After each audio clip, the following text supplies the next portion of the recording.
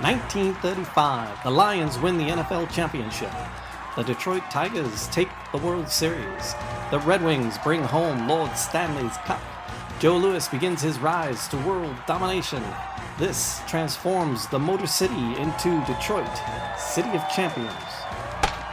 With the crack of the bat, it is Detroit, City of Champions, the podcast. I'm Jamie Flanagan, along with Charles Avison, that guy. That guy wrote a trilogy of books all about the 1935 year.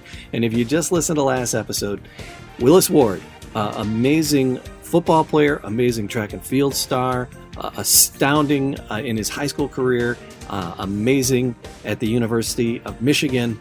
And now what happens? We're going to pick up the conversation again with this critical game in 1934, and things start to unfold and change a little bit for Willis. So Charles is going to tell us all about that. Thank you for being with us. Always like, subscribe, leave a comment. Do that for us. It's always greatly, massively appreciated. If you missed the last episode, you definitely want to check that out and hear the beginnings of Willis Ward at moving to Detroit, and then his high school career, beginnings of college, and now we're going to pick that story back up on Detroit, City of Champions.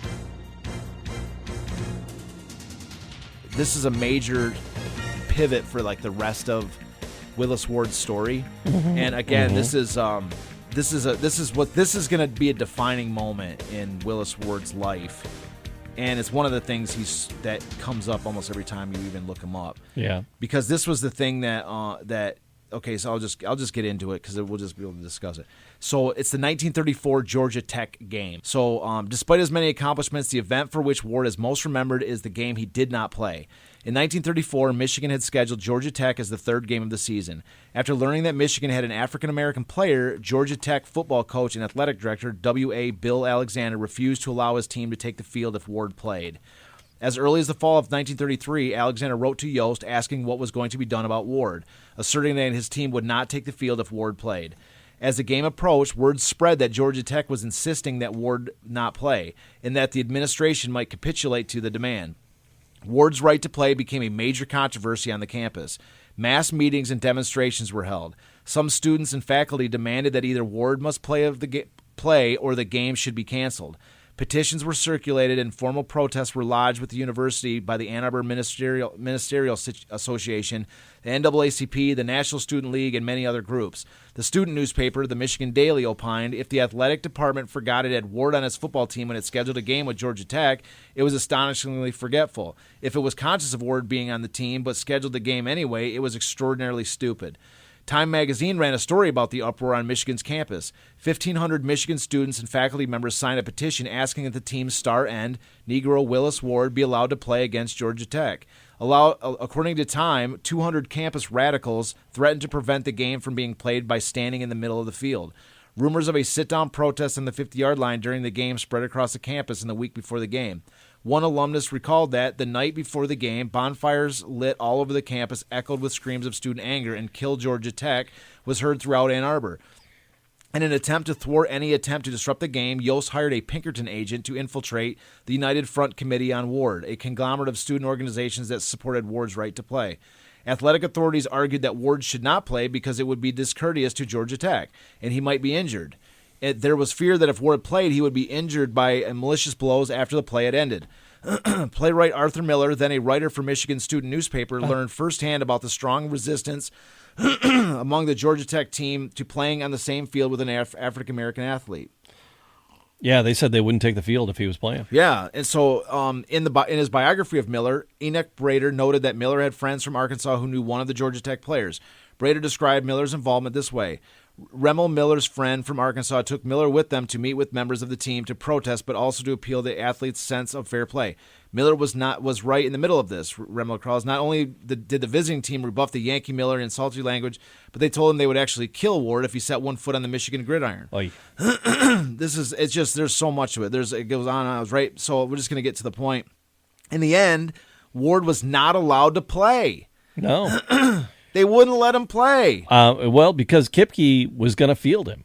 Yeah. But Yost, who was the athletic director at the time, became the athletic. He overrode it and benched him. Yeah, exactly. Gerald Ford, Do you But have why that would about, you- do but you- this Gerald is- Ford was going to sit out. Gerald Yes, Ford said, yes. if you bench him, I will quit the team. Yes. But Kipke and Ward convinced Gerald Ford not to quit. Yeah. So it says, in the end, Ward was not allowed to play, but in exchange, Georgia Tech agreed to reciprocate by benching their own star end, Hoot Gibson.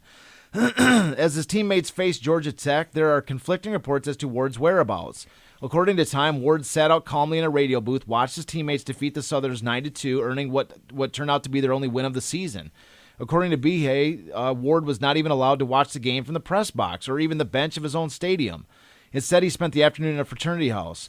A third account states that Kipke quietly sent Willis Ward off to scout another Michigan game in Wisconsin. The day after the Georgia Tech game was played, an editorial ran in the Michigan Daily stating that everyone who touched the Ward affair did so only to lose in respect and esteem. In Georgia, some sports journalists and fans blamed their player exchange for the loss.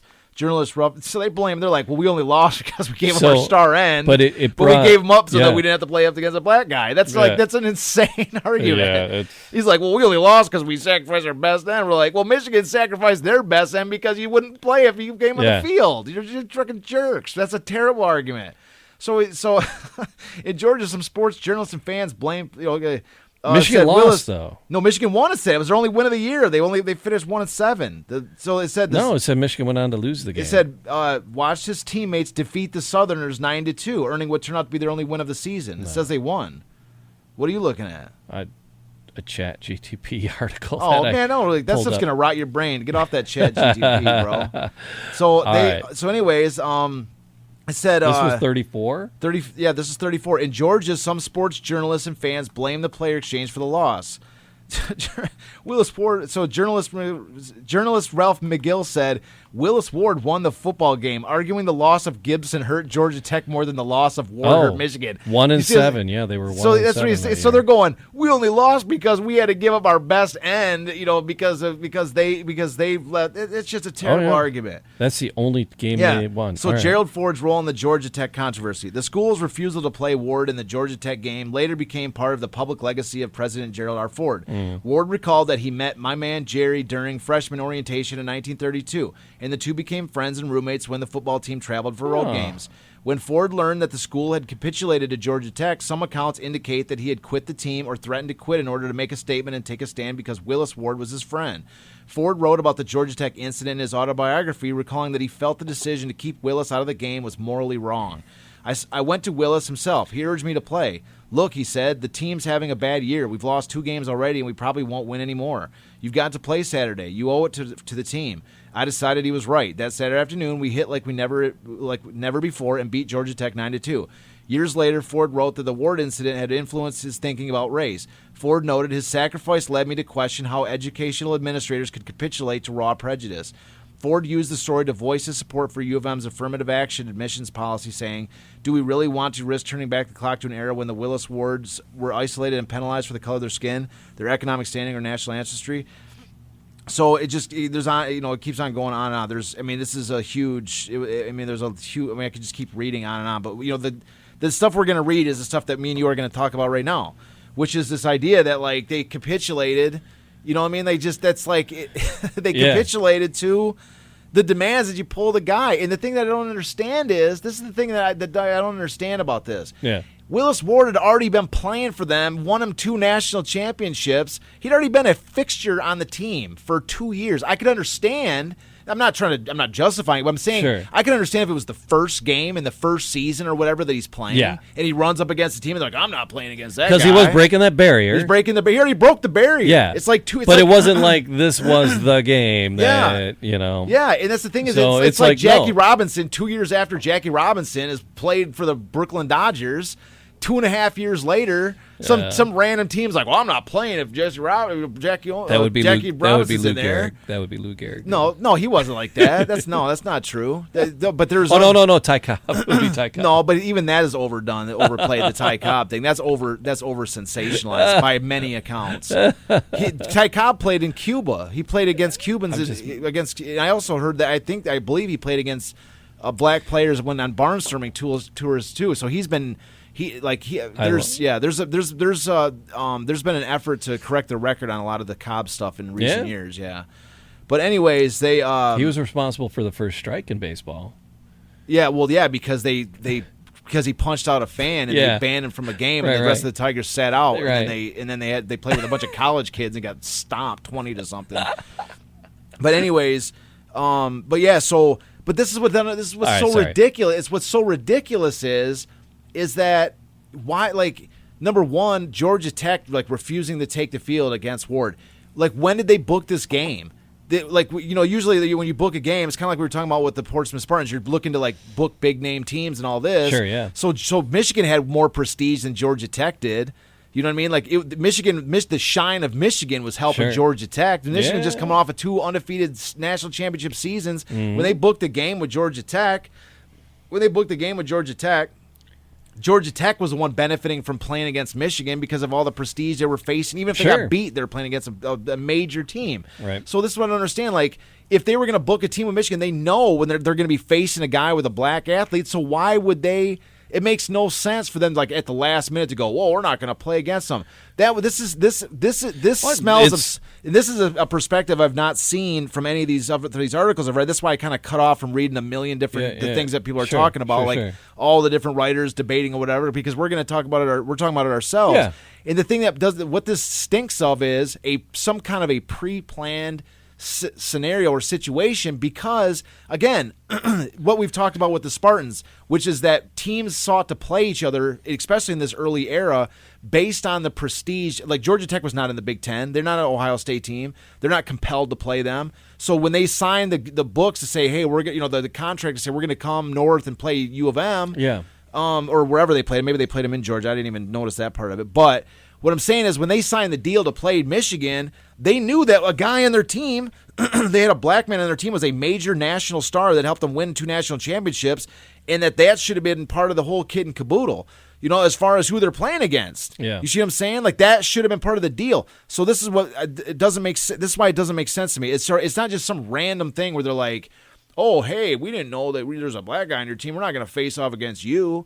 This goes back. This was somebody out there wanted this controversy to explode like this. Sure. Somebody, and I've not seen this perspective anywhere. Again, this is a It was first. played in Michigan. Oh, was it played in Michigan? Okay, Ann Arbor, good. Yeah, so that's what doesn't make sense either. Because if you're Michigan, you have the upper hand in this situation. You can say, well, guess what, Georgia This is Tech? our house. Go kiss our rear end. Kiss our rear end. We don't need you for the conference record.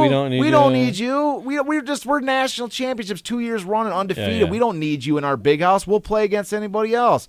That's what I'm saying. Like, this, to me, this stinks of somebody somewhere or two figures in power positions that are saying we want the controversy for one reason or another. But even whoever planned it, it doesn't work out great, because what do you gain from it? Mm-hmm. Just national exposure, and then dredging up basically a mini civil war played out in the press of an NCAA football season. It just doesn't make any. It's really ridiculous, in my opinion. It's ridiculous. Mm-hmm. Who benefits? The whole concept of cui bono. Who gains? But who gains from this whole stupid affair, man? Even missing this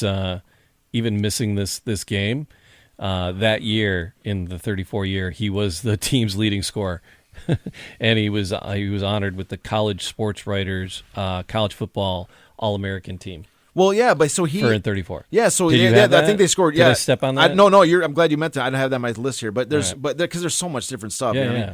But so there was I think Michigan scored like 21 points that year, and he scored 12 of them. Like, he was like the leading scorer of their team.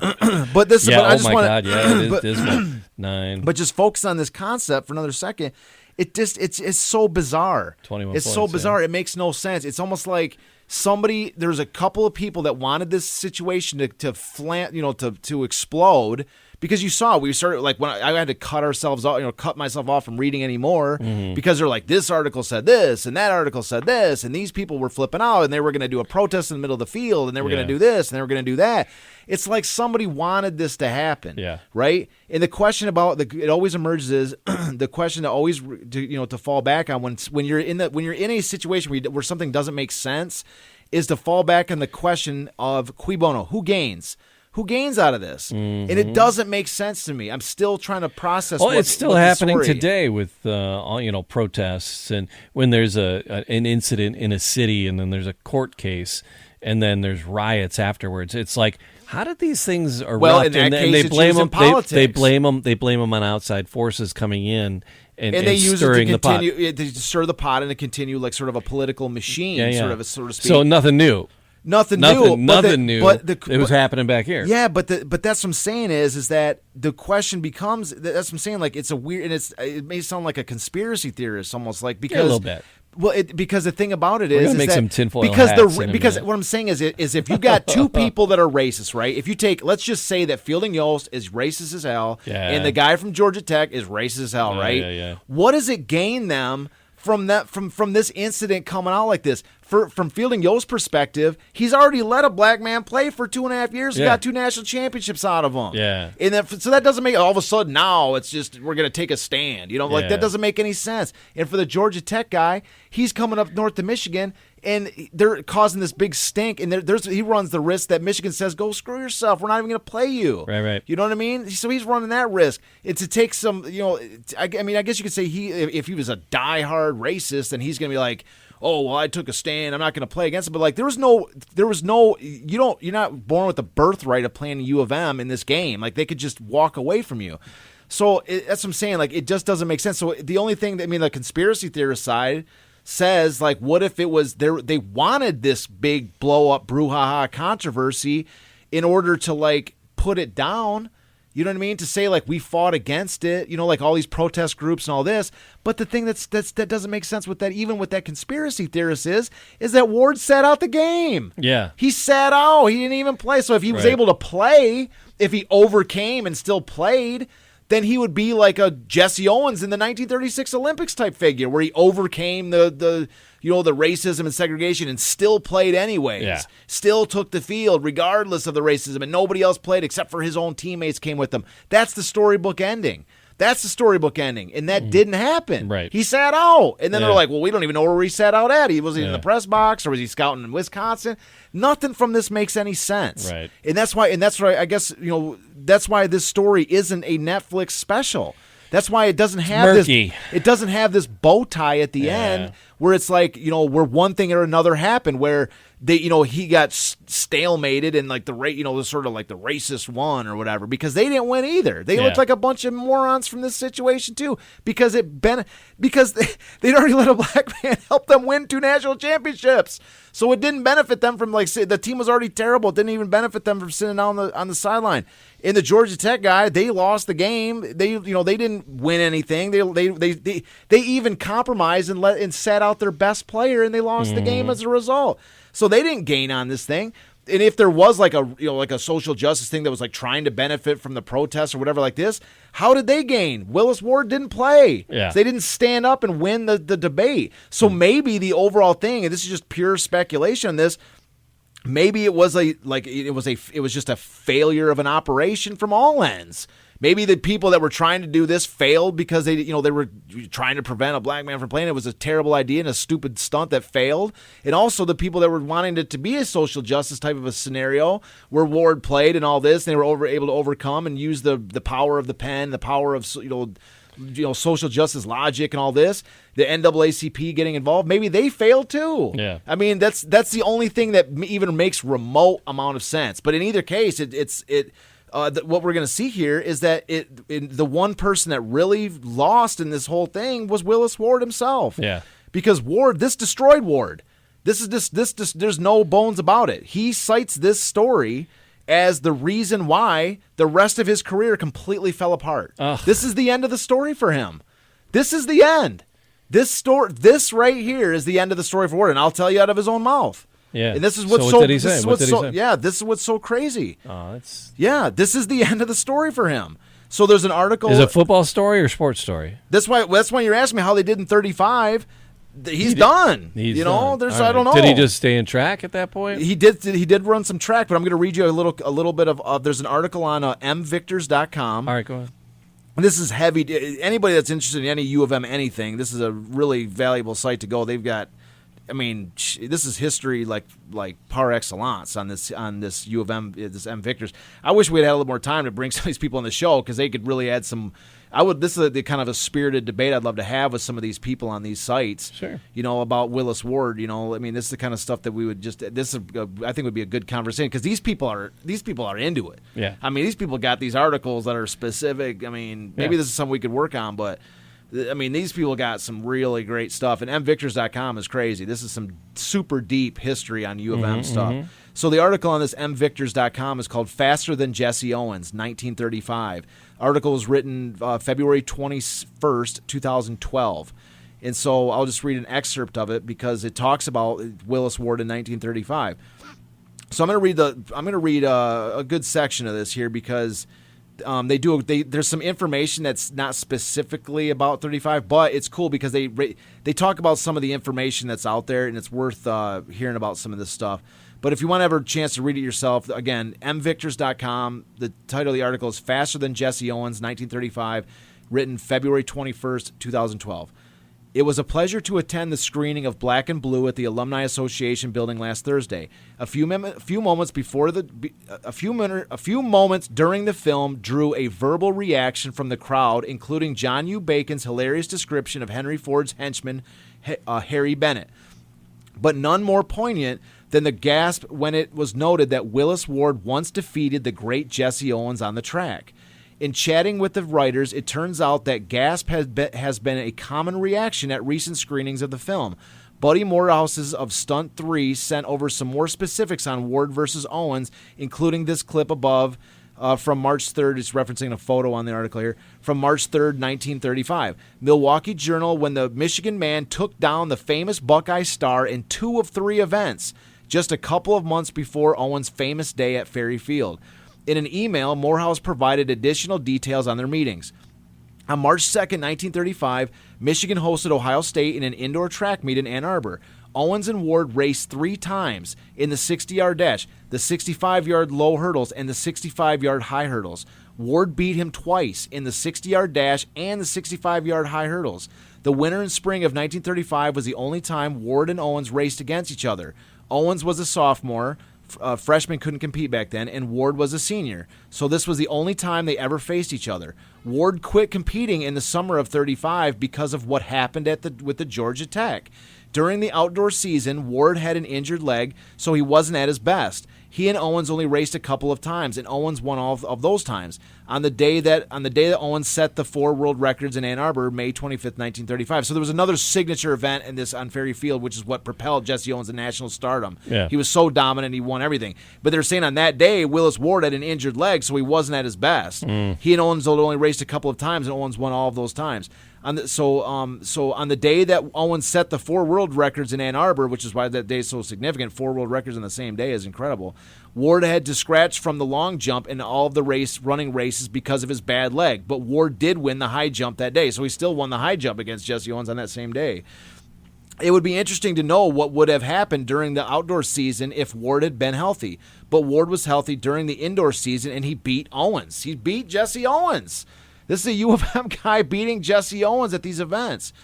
So the timing of Ward's success on the track naturally makes folks speculate on what would have happened if Ward participated in the 1936 Berlin Olympics alongside Owens. According to the Bentley, he participated in the U.S. Olympic trials but didn't qualify. In part, according to Ward, because of the 1934 Georgia Tech crushed his competitive drive. This destroyed him as an athlete. In later interviews, Ward said that the Georgia Tech game left him disillusioned with sports and sapped his competitive spirit. He took part in the Olympic trials, but having lost the burning ambition to win, Ward, in his own words, did not train to his peak and failed to make the U.S. team. But I'm not sure he actually participated in the 36 trials. In the detailed account of U.S. trial history, the introduction to the 36 trials actually mentioned Ward in the Georgia Tech game incident, but only notes Ward's 4th place finish in the 32 trials in the high jump. So, anyways, let's just keep saying. So that's pretty much the end of the story. But you see, this Georgia Tech game destroyed him. It ended his career. Well, he's a young guy. I mean, how old is he? He's 30. He born in 1912. He's 24 years old. He's a 23-year-old guy. Yeah. And is a black guy in this time at this time. Going to Michigan, and they're like, "Hey, you'll play. We're going to break down this barrier. You're going to change this rule." He broke the barrier, and And then 2 years later, sit down. Because But that's Georgia what's so Tech. bizarre. But that's what's so bizarre. Who's Georgia Tech? Who cares about them? Who cared about them in 30? Right. They No, didn't- I know. That's what I'm It's- saying. It it's makes no crazy. sense. It's crazy. It makes no sense. Michigan was the national championships. They're the one that it was only the third game of the season. Yeah, they only won one game this season. That was the only game they won. But they didn't know that when they they lost their first two games. Who does it say that they didn't win the last five and had a good year? Yeah. Or last 6 games and had a good year. They didn't know it at that moment that they were like in the depths of a crap season. I mean, they lost their first two, which was down compared to the previous 2 years. But what I'm saying is, this makes no sense, Right. dude. It makes no sense. And the biggest casualty of this nonsensical scenario story is Willis Ward's Ward. career. Yeah. He could have gone to the he beat Owens in 2 out of 3 events in 1935. When Owens, just a few months before Owens, there's this, the story of Jesse Owens is this one iconic day in Ann Arbor. Yeah. Sets this guy alluded to in the article, 4 world records in U of M, and it set him into the greatest runner of all time. The Right. greatest runner of all time. Willis Ward at the time was the greatest runner and high jumper and all this of all time. Yeah. Imagine if Willis Ward had gone to the Olympics with Jesse Owens and battled Owens in the 36 Sure. Olympics in front of Hitler with just like Sure. Owens did. Yeah. That would have been with Ralph Metcalf right there too. Yeah. This would have been the greatest story, the greatest thing. That's the story I want to watch, the Netflix film. Yeah. That's the story I want to Yeah. see. And that's what I'm saying. That's And he got robbed of it. and he got robbed of it. but here's the thing. He himself was robbed of the competitive fight. That's what I'm saying. He was robbed of it. Yes, but that's what I'm saying. But this is the complex legacy of him, which is the question, which is that yes, he got robbed in the football thing.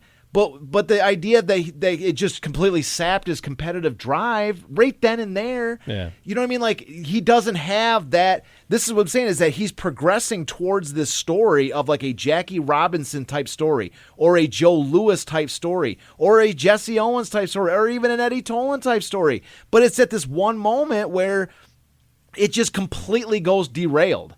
It just derails completely. And then his career ends. It Yeah. just dead set ends. And so that's what's so crazy about this story. That's what I'm saying.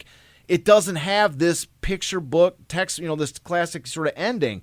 But that's not to say that it doesn't have a good ending, because there's there is a postscript to this, which is the rest of his life. Yeah. So what's next? So the rest of his life, this guy in 1939, Willis Ward, he uses his academics. And this guy goes to the Detroit College of Law and gets his law degree in 1939.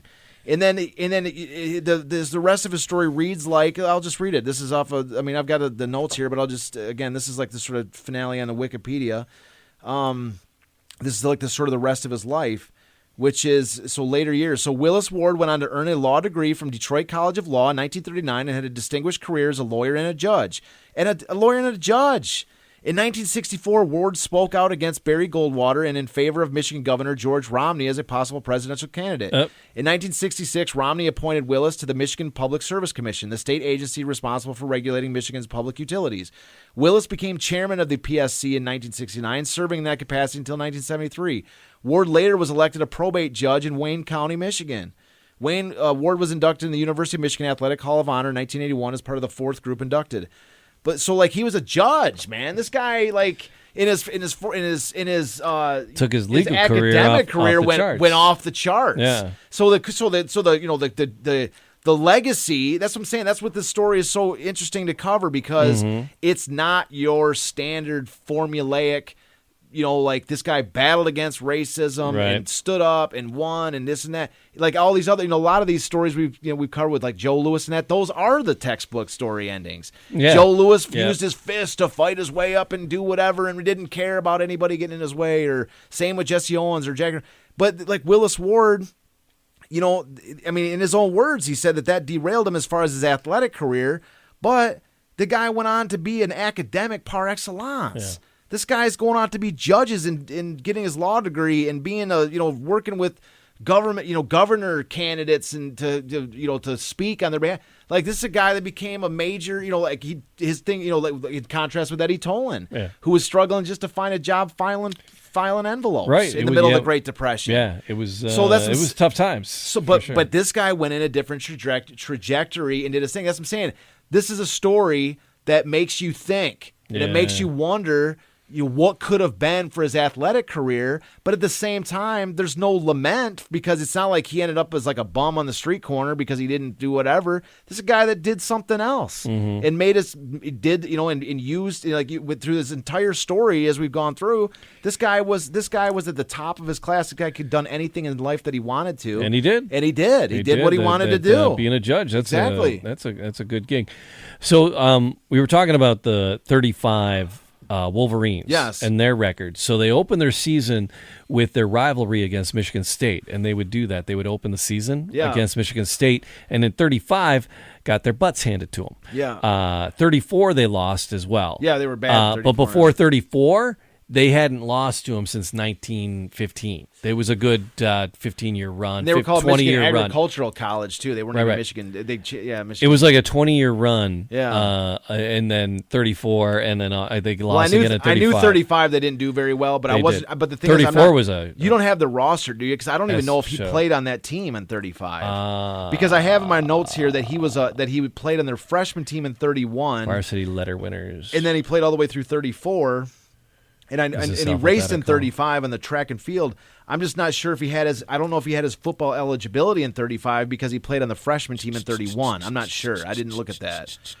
No, he's not. He's not listed on the team? He's not a reserve or a varsity. He didn't win a varsity letter. Okay, so he didn't play. That's what I'm saying. Like that's why I didn't really have him in my notes because there's no story about him. So, but they lost in 35. They opened the season. They lost to State opening the season. Then they won the next 4 games against Indiana, Wisconsin, Columbia, and Penn.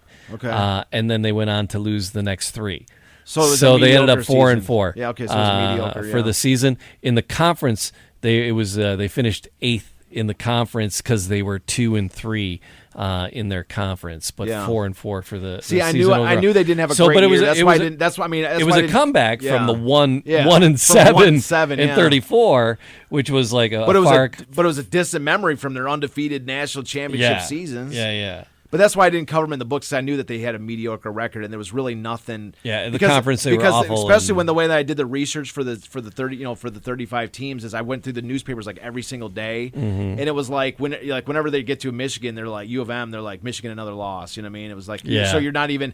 I went with the way that I gathered my information was I went where the story took me, and the story did not have anything to do with UM in 35. Michigan stomps this. Michigan is Michigan had nothing to do with anything in 35. So that's what I mean. So that's why I'm like fairly ignorant on their 35 season. Jamie's reading it off Wikipedia because I'm like fairly ignorant on the intricacies of the 35 season. Yeah, because that's what I'm saying. That's where the story ends. Where Willis Ward's story in football ends in 34. That's crazy. So that the place you were talking about, that M Victor's website, I was looking at it. It's pretty cool. It's a great site. Absolutely. And then one guy, Greg Dooley, is kind of the spearheading on that. I'm going to see if I can get a hold of him. Yeah, we'd love to. And if I can get a hold of him, we can take this conversation. Yeah, a little further. I think it'd be like we covered this. That's what I'm saying. Is I would love to send him this and see what. Yeah, he because thinks that's what I'm saying. Like it's it's a subject that this is a subject that every once in a while gets brought up and it's like I say I'd welcome the conversation or the debate or whatever you want to put it because.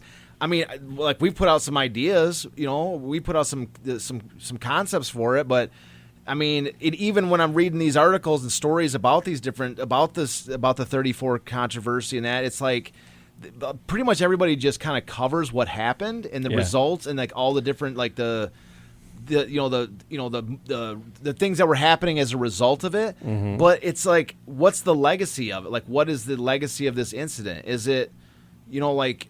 You know what I mean? It's not your prototypical incident where it was like, where Willis Ward was like, well, I don't care, I'm going to play anyways. And U of M stuck, like Gerald Ford stood behind his friend. Yep. You're like, I got your back. And they're like, well, I got your way back. I'm still going to play. They still played anyways. You know what I mean? Like, well, that day we hit extra hard that day. And it's like, yeah, but that doesn't. But that you didn't stand. You didn't. Did you really stand up? And you're like, well, we didn't. But we're going to play because Willis Ward told us to play. And it's like. Yeah, but that's not. It doesn't. Yeah. I'm saying that the big thing is it doesn't fit into that prototypical story that we're accustomed to seeing with regards to those that whenever an issue like this comes up, where people are going to stand their ground no matter what, and then therefore it drives change or it drives a conversation. It's I'm saying it didn't. I don't think it drove any type of an extra narrative because sort of all sides kind of capitulated and finished it out. Like it didn't really do anything. So. And it's kind of a shame. Like I say, the biggest loser in the situation was Willis Ward, who, according to his own words, it robbed him of his competitive fire, and he's the biggest loser. And it robs us. We're also tremendous losers because, my God, how amazing would it be if Willis Ward would have gone to the 36 Olympics against Jesse Owens? Oh, I know. It's just he beat him twice out of 3 events. Yeah. And then the day of Jesse Owens' best day was because Willis Ward hurt his leg and wasn't able to really compete. So as I'm saying, that there sets the scenario, the stage, and then for an Olympics thing. And if Eddie Tolan hadn't, had to do vaudeville, lost his amateur status. Yeah. That would have been just like a juggernaut of speed. Yeah. But even without Eddie Tolan, you still have Ralph Metcalf, right? So the who's four, also those stud. 4 guys. Can you imagine those 4 dudes? But with the existing Jesse Owens and Ralph Metcalf, who did go to the 36 Olympics, factoring in either Eddie Tolan or Willis Ward, either one. You know what I mean? But the thing is, that's the thing. That was one of the reasons I wanted to cover this topic because, like that article, the M. Victor's article is correct when it says everybody wants to know what would have happened with a Willis Ward versus Jesse Owens, gold medal, or Olympics, because that's the thing. Because again, Willis Ward beats Jesse Owens in 2 out of 3 events, and then in the ensuing thing, Jesse Owens sets 4 world records and has the greatest track and field day ever, which catapults him into the conversation. It's right after this that Jesse Owens is appearing with Joe Louis, in these restaurants and stuff like this, and they're trying to they're doing all this stuff just to get Owens into the Olympics because again he's going to Berlin with Hitler as a master race thing, so they have to get America's support behind Jesse Owens, so they're pairing him with Joe Louis to make him palatable to the newspapers. That's what they're having everybody. Joe Louis is growing to be a beloved figure, so they're having Joe Louis sort of rub his have the shine onto Jesse Owens. But that's what I'm saying. Imagine if Willis Ward was part of that whole thing too. Yeah. So, like I say, Willis Ward beats him in 2 out of 3. Jesse Owens beats him in those 4 events on his own field in Ferry Field. Oh my God, yeah.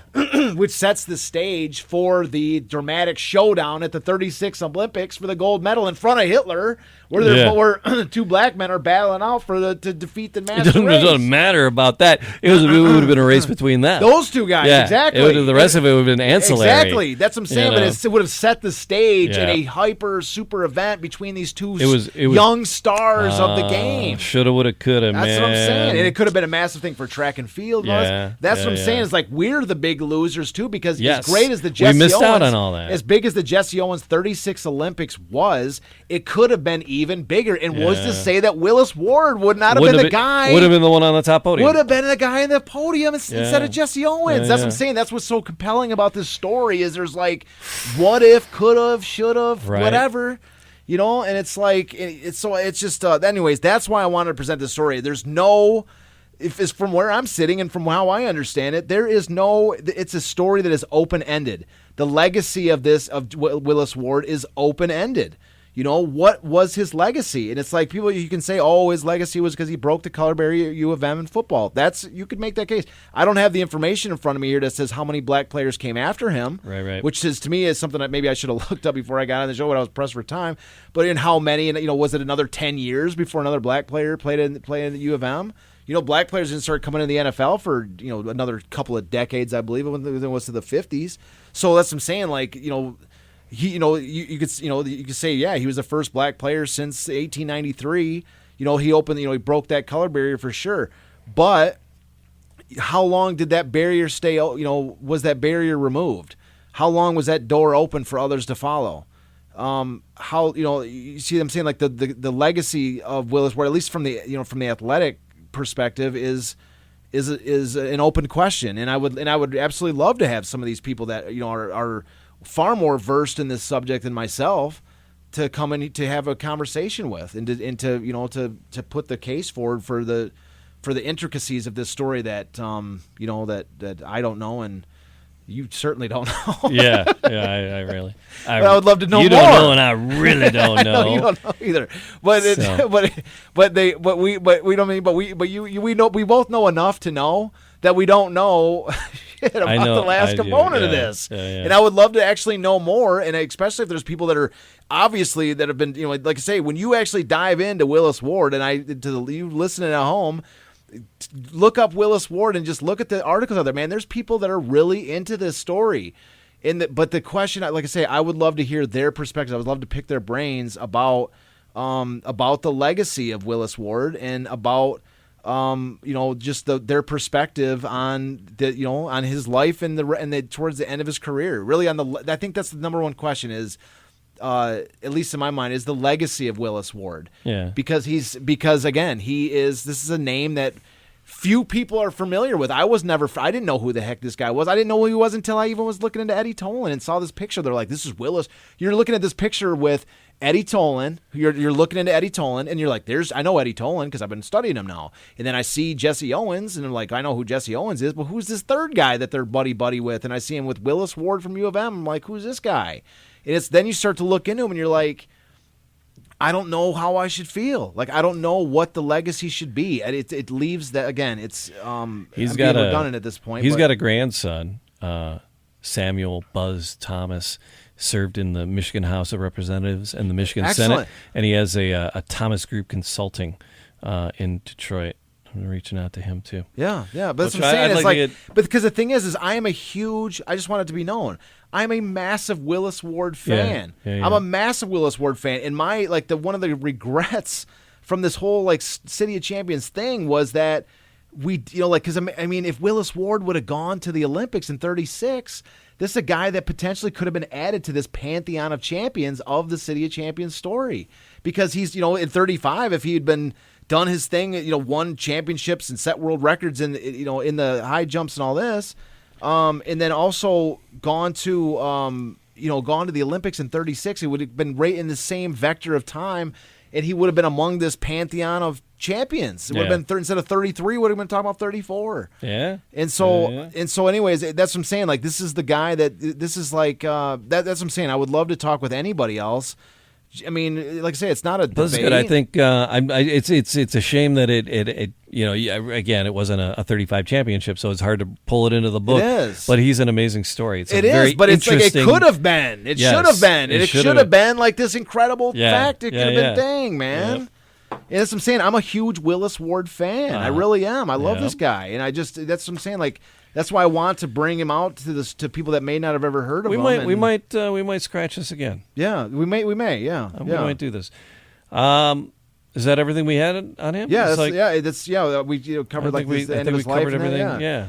But that's what I'm saying. And you say his grandson is in the House of Representatives. That's a big legacy too. That's what I'm saying. Like Michigan, the Michigan House of Reps and the Michigan Senate. That's what I'm saying. I want to talk to Buzz. This is the kind of figure that leaves you wanting to know more. I mean, that's really what it is. And but like I say, I'm a huge Willis Ward fan, and I wish he was part of the 36 Olympic story with Jesse Owens. It would have been the greatest story in the world, man. Yeah.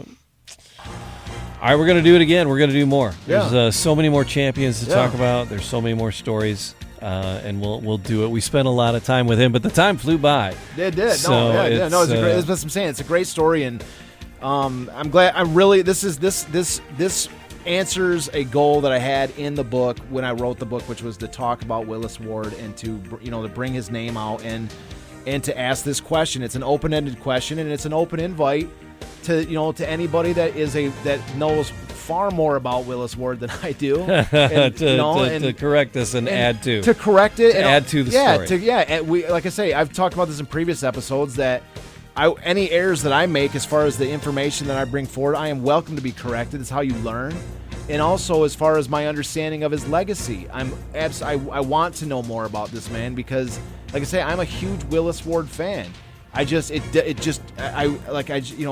want to know more about or what other people think about about his story because it's like I say, like, because you're sitting there going, well, his athletic career came to basically an abrupt end. That's true, but like I say, maybe the real story of Willis Ward is how it goes in a totally different direction where he becomes this, gets his law degree and becomes a judge and becomes all these different things. And there's, and everybody focuses on the athletic part, and nobody really dives into the rest of his life, which may have been even more of a factor and more important than either of us have any idea at this moment. We're going to dig a little more. We're going to dig a little more on this one. All right. So, again, like I said, we'll do it again. Thanks for listening. Like, subscribe, leave a comment, all those podcast things. In all the podcast places, I say that. It sounds a little glib, but smash that like button. Like it right now. Thank you. It right now. Do it now. Uncomfortable pause, Jamie. Yeah. Like it right now.